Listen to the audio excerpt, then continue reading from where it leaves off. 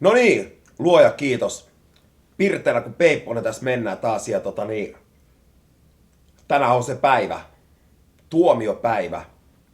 Keinosen nimipäivä. Tänään tsiikataan pääsekö me sinne finaaliin vai ei.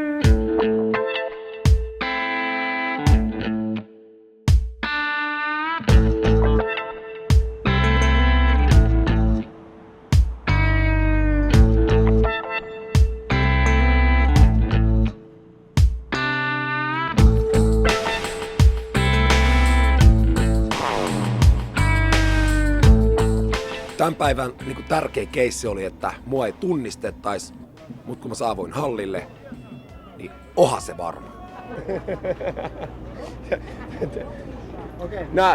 Nämä skidit ei ole ainoita, mitkä täällä ihmeessä musta. Minun se katsoo oikealla esimerkiksi nämä turvamiehet, kun mä saavuin tänne, mä oon undercover, menossa tällä hetkellä Chiikasta lippuhässäkkää, niin saman tien mun hannuris kiinni.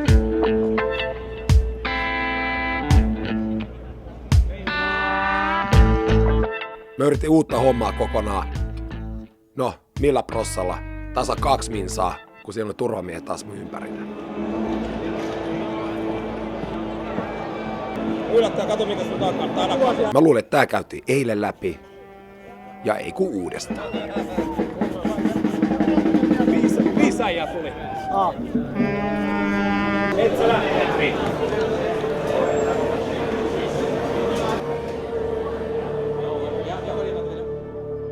No, sit piti heittää Hannulle vähän niinku pahvia pöytää.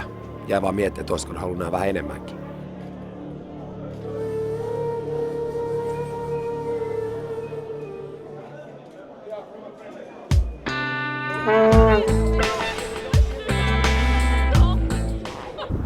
This is for what?